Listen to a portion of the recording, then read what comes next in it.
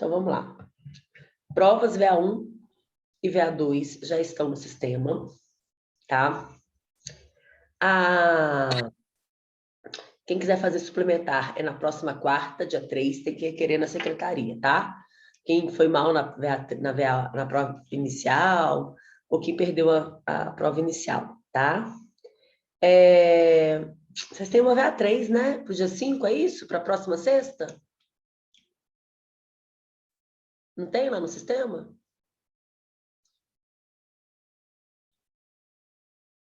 Tem sim. Não vai ser para o dia 5. Por quê? Como eu não consegui dar aula semana passada e ainda não repus, eu tenho que dar aula de hoje e dar uma aula prática. Então, não dá tempo de vocês fazerem para o dia 5. Deixa eu mudar a data aqui.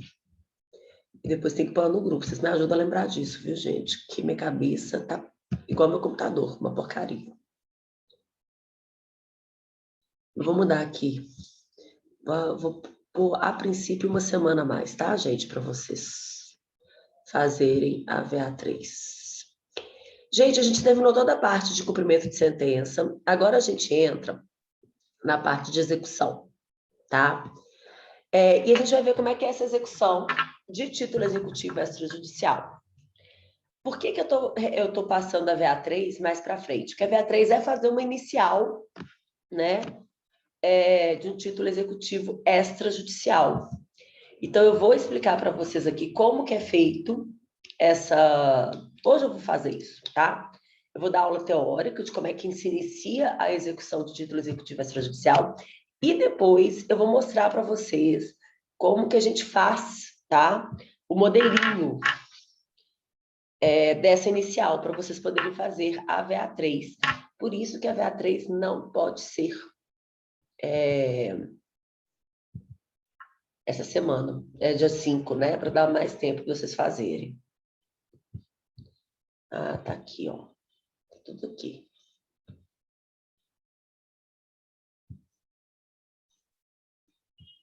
Só um minuto, gente. Então, eu vou dar mais uma semana. Oi, tá, joia? Aí eu vou dar mais uma semana para vocês fazerem, tá? Professora, você vai dar mais uma semana para a gente fazer o quê? A pessoa que entra atrasada. A pessoa atrasada. Vai pegar o bonde andando. Felipe, para vocês fazerem a VA3. Ah, ótimo! Então não vai ser dia 5, não. Eu já estava aqui pensando, gente, como é que eu vou fazer essa VA3? Já Por isso mesmo, porque como vocês não têm como fazer a VA3 agora, porque eu não ensinei ainda fazer essa petição, que eu vou ensinar hoje, ou se hoje não der tempo na próxima aula, eu tenho que dar mais tempo para vocês. Então, a princípio, eu estou colocando uma semana a mais. Pode ser que eu aumente ainda mais o tempo, tá? Porque eu não dei aula. Se vocês não perceberam, eu não dei a aula ainda, eu não ensinei a fazer a petição, então não tinha como vocês fazerem. Eu li, eu falei assim, eu não sei fazer. Eu pensei nisso. Eu acho que a professora deve ensinar hoje, porque eu olhava assim, eu não sei fazer. Era para ter ensinado na semana passada ou hoje, mas como na semana passada, gente, eu não conseguia. Minha boca estava toda costurada, estava sofrendo para falar. Eu falei, não vou conseguir. Eu vou repor essa aula depois, mas eu tenho que pensar primeiro na VA3. Então, eu vou ter que adiar a VA3, adiar a entrega, né? Uhum. E aí, a princípio, eu estou adiando para o dia 12. Mas, se for o caso, vai ser adiada mais, tá? Vamos ver, depende da aula de hoje. Certo. Tá? Depende de como fluir hoje a nossa aula, que já teve um pequeno atraso, mas isso não tem problema, né? Que a gente pode ir até mais tarde. Nossa, Michele, já tem outra pro dia 12. E dia 13 ainda não? Qual que é o problema, gente? Não, vocês não inventam isso não, gente. Porque aí, isso deu problema da última vez. Não dá, não. Vocês estão fazendo tudo remoto. Vocês têm dias e mais dias para fazer. Ah, que é hoje mesmo que eu vou ensinar vocês a fazerem essa petição. Tá? Aí eu vou dar 2 semanas para vocês fazerem. Então, pode ter outra vencendo no mesmo dia, não tem problema. Porque depois, o aluno que não está assistindo a aula e não vê o nosso combinado agora, ele reclama. Entendeu? Então, da outra vez eu fui quebrar o galho de vocês, gente, o pessoal teve aluno me enchendo a paciência. Aí eu falei, então agora eu também não mudo mais um dia, não. Pronto. E a gente muda para ajudar. Vocês vão encher a paciência depois? Então, vamos lá. Eu vou mudar agora, mas é porque eu tenho que dar aula. Aí eu vou dar 2 semanas para vocês fazerem. Vamos lá. Não tem problema não, é remoto, não é presencial, não tem problema ter outra no mesmo dia. Acaba que a gente adia, como a sua já era para semana que vem, a gente passa outra na frente. Por isso que aquele dia eu e a Ana adiantou muito a sua BA2, a gente adiantou, porque a gente imaginou que a gente não ia dar conta de fazer junto com as outras todas. Isso. Aí a gente tem que ir manejando. Não, eu fico imaginando, gente, vocês, advogando, vocês vão falar para o juiz? Gente, teve gente que já entregou. Olha que loucura. Eu não dei a aula ainda e teve gente que já entregou. Editar atividade. Agora, eu não sei se eu consigo mudar o dia tendo gente que já entregou. Mas eu acho que eu consigo. Vou passar aqui para o dia 12. Imagina vocês, advogando, virando para o juiz, falando assim, nossa, eu estou com muito prazo, você pode mudar o meu prazo, por favor? O juiz vai falar assim, minha filha, sinto muito, contrato estagiário. Então, vamos lá. Mudei aqui, ó, pro dia 12. Peraí que eu mudei da noite, deixa eu mudar o da manhã também.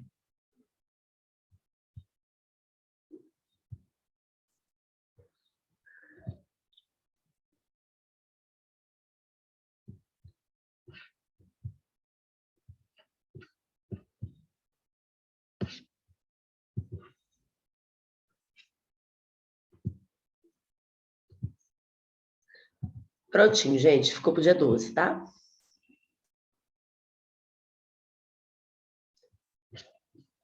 Beleza. Bom, vamos lá. Nós vamos falar hoje, tá? Nós vamos começar a falar hoje dessa execução, tá, gente?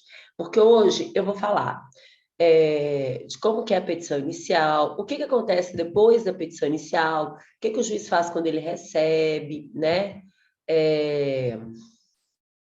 Depois da citação, como é que é feita a citação do réu, o que que pode acontecer depois da citação do réu, tá? O que acontece quando o réu não é encontrado. E aí, é o seguinte, eu quero que vocês raciocinem aqui comigo, tá? Vamos raciocinar juntos. Eu tenho aí um cheque. A Sueli me passou, e aí eu fui lá, apresentei o cheque no banco, o banco falou que não tinha saldo. Procurei a Sueli, ela falou, você que lute. Eu falei, tá bom, vou lutar no judiciário. Há juízo uma ação contra ela de execução. Para que vocês acham que a Sueli vai ser citada nessa ação? Ajuizei a ação contra ela. Ela vai ser citada para quê? Você pode errar, tá, gente? Eu quero construir o raciocínio junto com vocês. Ainda não expliquei isso, então vocês podem errar. Vamos lá, o que vocês acham? Hein, gente?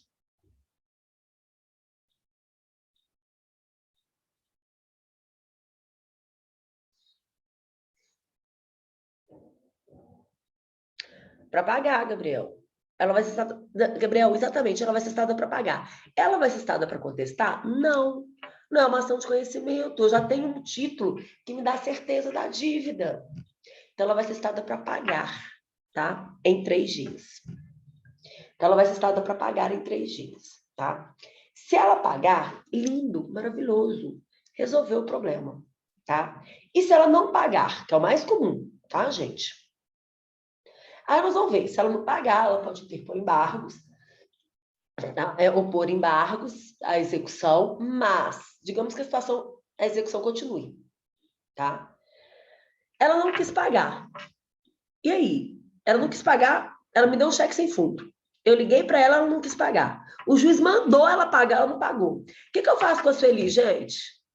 Boto uma arma na cabeça dela para ver se ela me paga? Aí, só piorando os bens dela.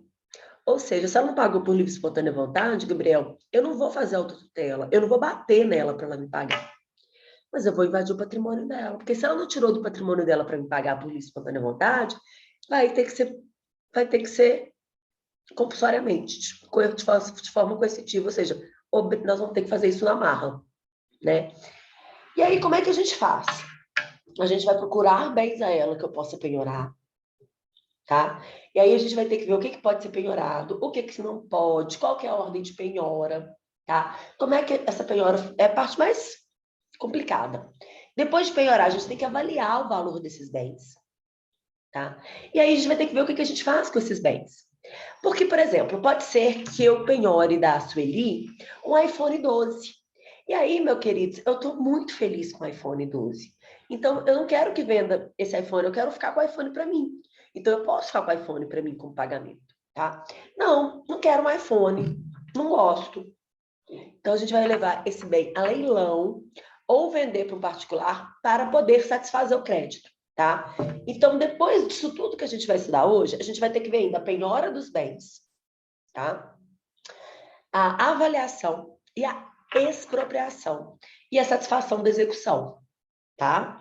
Hoje, a gente vai ver como é que a gente inicia a execução, tá? E depois, nas próximas aulas, a gente vai continuar com essa execução para a gente estudar penhora, avaliação e expropriação. Tudo isso, tá? Só dar uma ideia para vocês aqui. Eu tenho um processo, que depois eu vou mostrar para vocês, que a pessoa me oferece. Eu ajuizei a ação, mandei pagar, sabe o que ela falou? Ela ofereceu bens à penhora, ofereceu 3 máquinas de costura. O que eu vou fazer com a máquina de costura?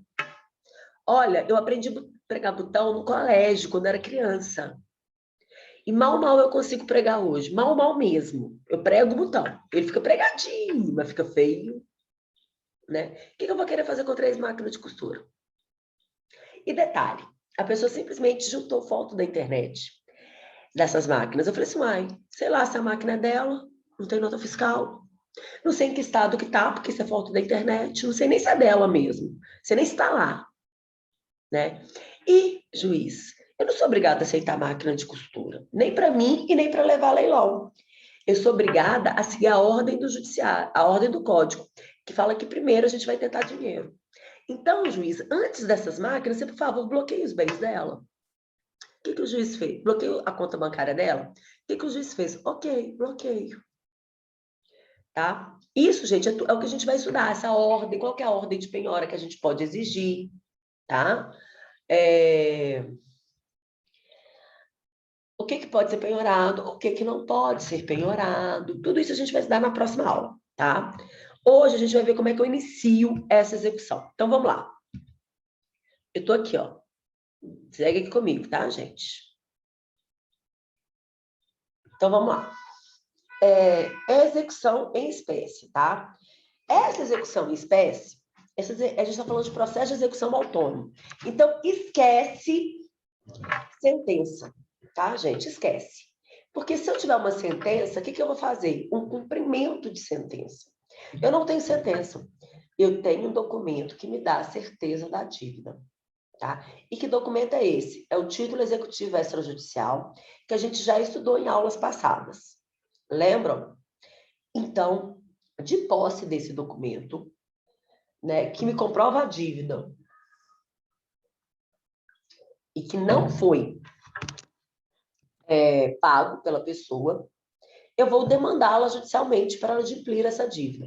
É diferente, gente, de uma ação de cobrança, por exemplo, em que a fulano me emprestou dinheiro de boca, só tem testemunha, não tem nenhum documento, e aí eu vou ter que ajuizar uma ação para cobrar aquela pessoa, tá? Agora, se eu tenho, ou eu tenho um documento, mas ele não é um título executivo, mas eu tenho um documento só assinado por mim e por ela, eu vou ter que ajuizar a ação de cobrança para cobrá-la judicialmente. Outra coisa é eu ter um documento que já me comprova a dívida, um título executivo extrajudicial. São aqueles do 784 que a gente estudou, vocês lembram? Cheque, nota promissória, contrato assinado por 2 testemunhas, contrato de aluguel com prova da inadimplência, contrato de seguro de vida. Tudo isso é um título executivo extrajudicial. Esses títulos podem me trazer obrigações em din-din ou outro tipo de obrigações. Quais são as obrigações que existem no direito brasileiro? Vocês estudaram isso no semestre passado com o Daniel. que é obrigação de pagar dinheiro, né, gente? Obrigação de fazer, obrigação de não fazer, ou obrigação de entregar coisa, certa ou incerta. O meu título executivo, ele pode me trazer qualquer uma dessas obrigações, tá? Só que primeiro, a gente vai estudar uma por uma, igual a gente fez no cumprimento de sentença. Primeiro, a gente vai estudar a execução por quantia certa, ou seja, a execução de dinheiro, e depois a gente vai passar a estudar a execução de obrigação de fazer, de entregar coisa, ok?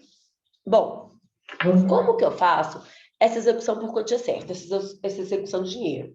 Pela expropriação de bens do executado. O que é expropriação de bens? Gente, é você vender os bens do executado para saldar a dívida, tá? Isso pode ser feito penhorando conta bancária, penhorando carro, casa, bens móveis, tudo que você puder penhorar que puder ser transformado em dinheiro. É claro que você penhorou conta bancária, já é dinheiro, né?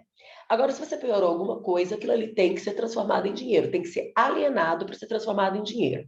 Isso que significa expropriação de bens. Expropriar, tirar do patrimônio do executado e transformar isso em forma de adimplir a dívida para o exequente, tá? Como é que ele se inicia? Como qualquer processo, através de uma petição inicial. Se eu tenho um título executivo extrajudicial e nunca tive um processo, aquele é o primeiro processo. Então, eu vou iniciar o processo, tá? Com essa petição inicial. Claro que eu vou observar os requisitos do artigo 319, porém, eu tenho requisitos específicos, tá? No artigo 789 e 799 e 798. Vou endereçar para o juízo cível, tá? Essa petição inicial. Então, ela vai ter que ter lá o endereçamento correto, tá? O preâmbulo, com a qualificação correta das partes, conforme o artigo 319, igual a gente estudou no semestre passado, né? A narração dos fatos, os fundamentos jurídicos e os pedidos, tá? E o valor da causa. E as provas que a gente pretende produzir. O único requisito do 319 que eu não vou usar é a audiência de conciliação ou mediação, porque ela não se aplica na execução. Não quer dizer que ela não possa ter, tá, gente? Ela pode ter. Pode ser que o juiz veja que aquela, para adimplir aquela dívida, um acordo entre as partes seria o bastante. Ele pode convocar uma audiência, mas isso não é comum. O comum é que não tem audiência. Então, a gente não precisa pôr o tópico da audiência, tá? Bom, fiz essa petição inicial e eu vou mostrar para vocês como que a gente faz daqui a pouquinho, tá? Junto a ela, a gente vai colocar o título executivo extrajudicial, ou seja, o documento que eu tenho, o cheque, a nota promissória, o contrato assinado por duas testemunhas, o demonstrativo do débito, porque, fulano me deve 10 mil. Não, fulano te deve 10 mil, porque tem correção monetária, tem juros de 1% ao mês. É juros de 1% ao mês, pequenos agiotas, tá? Não vai tacando juro de 2, 3, 10% ao mês, é 1% ao mês. É o juros legal, tá? O que tem nesse demonstrativo de débito? O índice de correção monetária, a taxa de juros, o termo inicial e o termo final, ou seja, a data que começa, a data que finaliza, né? A periodicidade da capitalização dos juros, se for o caso, né? Especificação de desconto ou de multas, tá? Bom, vou colocar também a prova que se verificou a condição ou termo, se for necessário. Então, por exemplo, eu vendi o carro para a Sueli. E aí falou que ela ia me pagar tanto, né? Depois, no dia que eu entregasse o carro ou depois que eu entregasse o carro. Então, eu tenho que provar que eu entreguei o carro, porque isso é uma condição ou termo para o pagamento, tá? A prova, se for o caso, de que adimpliu conta prestação que lhe corresponde a ou lhe assegura o cumprimento. Se o executado não for obrigado a satisfazer a sua prestação, será medida contra a prestação do exequente, tá? Ou seja, que eu tenho que, por exemplo, entregar o carro, né? Bom, ainda na petição inicial, além de a gente juntar esses documentos, esse demonstrativo de débito aqui, professora, eu vou mostrar para vocês também como é que faz, tá? Hoje. Professora, além disso, gente, tem que estar indicado lá na petição inicial, tá? Qual que é a espécie da execução?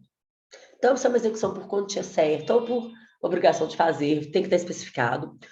Os nomes completos do exequente do executado, mais CPF ou CNPJ, endereço também, tá, gente? E os bens suscetíveis à penhora sempre que possível. Pode ser que eu saiba quais são os bens que a Sueli tem? Pode ser que sim, pode ser que não. Mas, o que eu peço sempre de penhora na minha petição inicial? Vocês vão ver. A penhora online, gente, do dinheiro, da conta bancária. Então, esses são sempre os primeiros bens que a gente apresenta com a penhora. A gente pede ao juiz que, através do basta injúdice, né, ele penhore os bens que a pessoa tiver em qualquer conta bancária. É um convênio com o Banco Central, né? Então, o Banco Central rastreia todas as contas daquela pessoa e sai penhorando tudo. O certo é penhorar só até o limite da execução da dívida. É o que a gente pede sempre. E é o que o juiz manda fazer. E o que o Banco Central faz? Penhora todo o dinheiro que a pessoa tem na vida. Deixa a pessoa sem poder até comer. Vocês não têm noção disso, né? Vocês não têm noção. Bom, faça essa petição inicial, então, com todos esses requisitos, tá? Lembrando que eu vou ensinar vocês a fazer a petição inicial daqui a pouco, né? E que é a VA3 de vocês. A gente distribui a petição inicial, e aí ela ganha um número, ganha uma vara, e vai para o juiz. Vai ser o juiz o primeiro a analisar, né, essa petição inicial. Ele vai poder deferi-la, falar, ok, tá tudo bem, vamos continuar o processo. Pode deferi-la, porque falta alguma das condições da ação, tem algum vício que impede que aquele processo continue, né? E pode determinar a emenda, falar, olha, tem aqui um vício, mas dá para consertar, né? Isso está previsto tanto no artigo 321, que a gente estudou no semestre passado, quanto no 801, tá? Por exemplo, falta o documento demonstrativo de débito. O juiz vai pedir a emenda, né? Vai dar aí 15 dias para você, tá? Bom, mas se ele deferiu e falou que sua petição tá ótima, ele vai de plano, tá? Fixar os honorários em 10% do valor da causa, tá? Se a pessoa pagar em 3 dias, os honorários serão reduzidos pela metade. Tem que ensinar isso para vocês. Sexta-feira, às 7h40 da noite. Véspera de feriado. É uma tristeza. Gente, o que acontece? O juiz coloca lá o honorário de 10%. Honorário advocatícios, do advogado. Então, tem uma dívida de 10 mil. A parte vai ter que pagar, além da dívida, mais R$1.000 de honorários. E esse dinheiro, esses R$1.000 não vão para a parte, não. Vão para o advogado. Mas ela pagou o advogado, né? Pagou o advogado por fora, que é o comum. Ele vai receber 2 vezes. O que o cliente dele pagou e o que a outra parte vai ter que pagar. Porém, se a parte pagar em 3 dias, esses honorários vão ser diminuídos para 5%. R$500, no caso de ser 10 mil. Só que o dinheiro dos honorários, gente, é do advogado. O legislador colocou isso para incentivar, é como se fosse um desconto se a pessoa pagar em 3 dias. Agora vai dar desconto com o dinheiro dos outros, com o meu dinheiro, uma verba alimentar do advogado, o dinheiro do leitinho das crianças. Olha, é um absurdo. Eu sou revoltada com isso. Revoltada.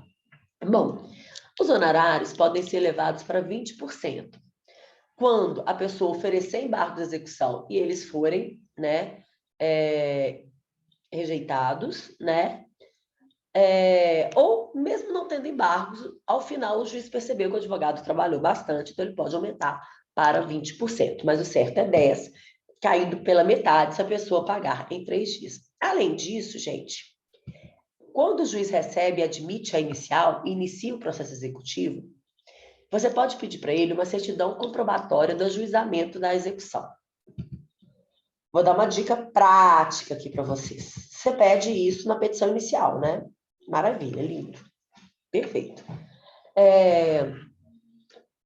Depois, você pode até reiterar, se o juiz não tiver mandado. Vai sair aí 15 dias, 20, um mês. Se você for presencialmente na vara, mesmo o processo sendo eletrônico, eles vão te dar um papel para preencher com os dados do processo, e aí em 3 dias você volta lá e pega a certidão, tá? Então, dica prática, vão pessoalmente, tá? Com essa certidão, você consegue protestar o nome da pessoa em cartório e negativar, tá?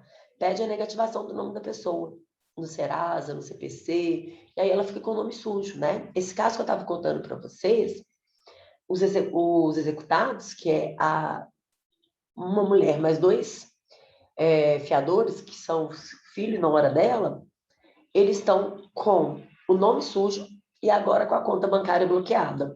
Aí eles estão igual o sarna atrás de mim para fazer um acordo. Mas agora eles vão esperar.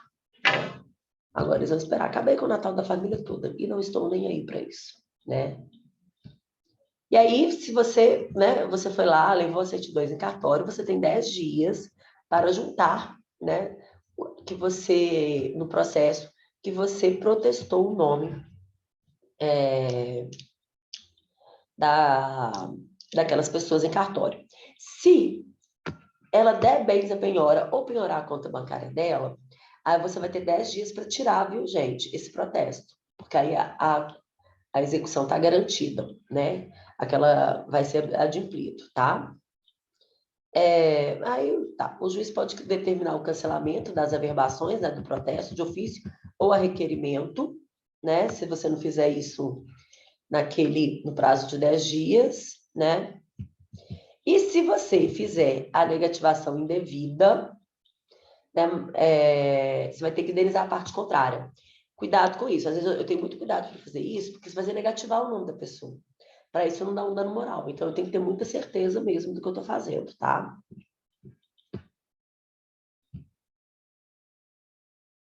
É sim, Gabriel. Outro dia até fiz um processo cuja parte é meu pai, que também é advogado, mas não advoga mais. Mas a hora que eu falei, vou negativar o nome, ele falou, cuidado, eu não quero ter que pagar dano moral depois. Né? Eu falei, não, eu tenho certeza aqui. Eu sempre checo isso, tá? Bom, o que acontece? Por que é bom fazer esse protesto? Gente, qualquer coisa da pessoa que for vendida depois desse protesto é fraude de execução, tá? O adquirente não pode nem falar que ele estava de boa fé, porque ele estava no cartório, era público, se ele não olhou foi porque ele não quis, né? Bom, e aí tudo bem. O réu é citado, o executado é citado. Para quê? Para, como o Gabriel falou, pagar. Pagar quando? Em 3 dias. Essa citação, no mandado de citação, vem a ordem para pagar em 3 dias e a ordem para que, não sendo feito o pagamento em 3 dias, seja feita a penhora dos bens. E aí pode ser os bens que o exequente apresentou na inicial dele, ou não havendo, né, o executado pode sugerir bens à penhora, como esse caso que eu contei para vocês, a pessoa sugeriu as máquinas de costura, parece conhecido, né? Ou, se ele não der nenhum bem à penhora, o oficial de justiça pode entrar na casa dele e penhorar os bens dele, tá? Então, o oficial de justiça vai lá e cita a pessoa para pagar em 3 dias. E ele volta 3 dias depois. Ou a pessoa apresenta, tá? Uma certidão, uma comprovante que ele pagou, ou o oficial de justiça pode penhorar os bens dele, tá? Bom, efetivada a citação, o que o executado pode fazer? Primeiro, ele pode cumprir a obrigação. E aí ele vai pagar os honorários reduzidos pela metade. E fica livre daquilo, tá? Maravilha se acontecer isso, é o nosso sonho, né? Assim, nem tanto, né, gente? Porque eu não quero que abaixe meus honorários. Mas está livre daquilo, né? Ele pode apresentar embargos à execução, que é a forma do executado se defender. Professora, eu fiquei confusa agora. Você falou, professora, que não tinha contestação, mas agora você está falando que ele pode se defender por embargos. Tem contestação? Não tem. Não tem contestação. E os embargos, gente, são a forma de defesa, tá? Porém, contudo, entretanto, os embargos não são uma peça que você junta à execução. É uma ação que você ajuiza para embargar, para suspender aquela execução. Então, os próprios embargos são uma ação à parte. Esse caso que eu estou contando para vocês, que em outro dia eu posso até pegar aqui o meu token, hoje eu acho que não vai dar tempo, mas outro dia eu posso pegar até meu token, porque como eu tenho esse processo que é do meu pai, outros processos, gente, são mais complicados, porque tem a confidencialidade, né? Cliente, advogado, é de complicado eu abrir o meu token para vocês verem, né? Mas esse é do meu pai. E ele é um processo muito legal para execução, porque ele mostra muita coisa que aconteceu. E então, meu pai já liberou. Ele falou, não, pode abrir para os seus alunos, não tem problema. Então, depois eu posso abrir para vocês e mostrar. Porque eles apresentaram embargos, né? A execução. Só que embargos é uma nova ação, é uma ação para suspender outra ação. Então tem que pagar custas. E eles pediram justiça gratuita. Sabe o que o juiz falou? Não. Ela é uma microempresária. Os fiadores são médicos. Se você quiser justiça gratuita, você comprova que você precisa. Junta aos autos aí o seu imposto de renda, tá? Depois eu vou mostrar isso para vocês. Bom, aí uma coisa legal que ele pode fazer também é reconhecer a dívida e requerer o parcelamento. Gente, dívida tem que ser paga da forma como foi pactuado entre as partes. Então, se eu emprestei 10 mil para a Sueli, ela assinou um termo para mim assinado por 2 testemunhas para me pagar à vista, eu não sou obrigada a receber parcelado. E as pessoas às vezes me questionam isso. Pô, eu fiquei devendo, por exemplo, a faculdade, né? Agora minha dívida está em 10 mil. Eu posso pagar parcelado, mas eles não querem aceitar. Aí tem gente perguntando se são obrigados a aceitar. Não. Se eles são obrigados, se eles têm direito de receber à vista, ninguém é obrigado a receber parcelado. A não ser que a pessoa faça esse parcelamento do artigo 916, tá? Que é o seguinte, neste prazo de 15 dias após a citação, então da citação até 15 dias depois, o que a pessoa pode fazer? Depositar 30% do valor da dívida e apresentar uma planilha de pagamento para pagar o resto em 6 meses, tá? Só que nessa planilha que vai pagar o resto em 6 meses, tem que estar lá 1% ao mês, tá? Então, por exemplo, é 10 mil, eu vou depositar 3 mil, e o resto eu vou pagar em 6 meses, tá? Com juros de 1% ao mês. E aí, o exequente vai ser intimado para manifestar. Ele não pode falar assim, eu não quero receber parcelado, porque esse parcelamento está previsto em lei. Agora, o que ele pode falar é, olha, não, esse valor não é esse, não depositou 30%, depositou menos, essa planilha está errada, não tem juros, esse juros não é de 1% ao mês, é de meio. Então, ele pode questionar, tá, este parcelamento, que não está sendo feito conforme a lei. Agora, se negar a receber parcelado, neste caso, ele não vai poder, tá? E aí tá. Digamos que o juiz não defere esse parcelamento de cara. Leva aí meses para deferir. Normal, né? Ainda mais que processo que advogado não fica em cima, eles demoram muito para despachar. Enquanto isso, o executado tem que ir depositando os valores, tá? Deferida a proposta, se for deferida a proposta, o exequente pode levantar a parcela depositada, o processo fica suspenso e a cada vez que ele vai depositando, o exequente pode ir lá, né, pegando o dinheiro, tá? E se foi indeferida, continua a execução para a penhora dos bens, tá? Bom, vou já dar uma olhadinha, gente, só terminar aqui, só essa parte, tá? E se a pessoa deposita os 30%, apresenta a planilha para pagar em 6 meses e não paga, tá? Vai vencer todas as parcelas de uma vez só. Primeira vez que ela atrasar, vencer todas as parcelas, vai continuar o processo pela penhora dos bens, ainda vai ter uma multa de 10%, tá? Agora, eu posso apresentar o parcelamento e a embargos? Não. Fez parcelamento, você não pode se defender utilizando nos embargos. E detalhe, eu só posso fazer isso na execução, não posso fazer no cumprimento de sentença, tá?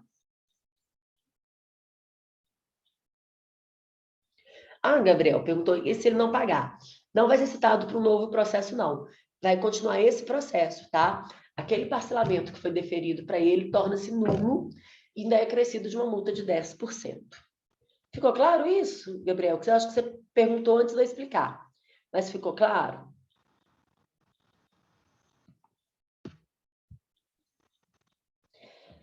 Ótimo. Ficou inerte. Fez nada, não apresentou embargos, não parcelou, não fez, não pagou, não fez nada, né? Aí a gente vai passar para a penhora dos bens dele, né? Penhora da conta bancária, dos imóveis, dos móveis, tá? Penhora das coisas dele, que é o que a gente vai começar a estudar na próxima aula, tá? Bom, antes de eu passar já para a petição inicial, só para a gente terminar essa parte, né? Executado não encontrado. Então, o oficial de justiça não encontrou o executado. O que ele vai fazer? Arrestar os bens do executado. Entrar na casa do executado e penhorar os bens da casa da pessoa, tá? E aí, nos 10 dias seguintes a esse arresto, ou seja, Esse arresto ele olhou os bens, tá, gente? Basicamente, fez lá uma lista de bens e fala, esses bens ele não pode vender, porque esses bens agora são para pagar a execução, tá? Nos 10 dias seguintes, o oficial de justiça vai procurar por 2 vezes.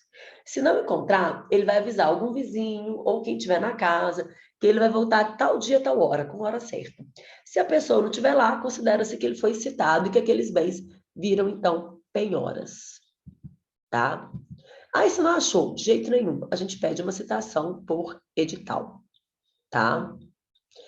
E aí, aperfeiçoada a citação, feita a citação, né? Esse arresto vira penhora e aqueles bens eu já posso levar para expropriar, né?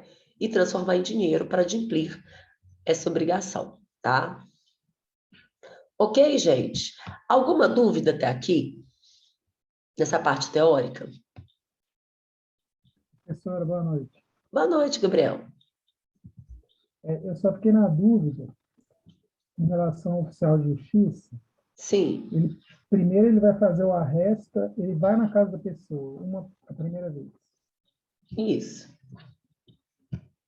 Ah, Aí tá. depois, Tá, peraí, deixa para eu explicar. penhorar, ele... Quando ele vai na casa da pessoa a primeira vez, ele vai, entrega o mandato de citação para ela, tá? Falando que ela tem que pagar em 3 dias, só isso. Ele volta 3 dias depois. Se a pessoa não tiver pago, tá? Ele informa isso em juízo. E aí cabe a gente pedir a penhora dos bens dela, ok? Agora, se ele vai e não acha a pessoa, aí ele arresta os bens, tá? Entendi. Então, aquela ordem ali que ele vai 2 vezes e, caso não encontre, seria nessa situação. Seria nessa situação de não Já, encontrar. já na penhora. Isso, Já para penhora. isso. Gente, vocês têm o próximo horário às 9 horas, não é? Sim. Isso, Vocês têm aula hoje, no último horário? temos. Tá. Mesmo assim, 9 horas dá tempo, porque não são ainda nem 8 horas, tá? E eu vou procurar ser breve, mas eu tenho que ensinar vocês a fazer essa petição. Vocês concordam? Então, eu vou encerrar para aí a gravação agora,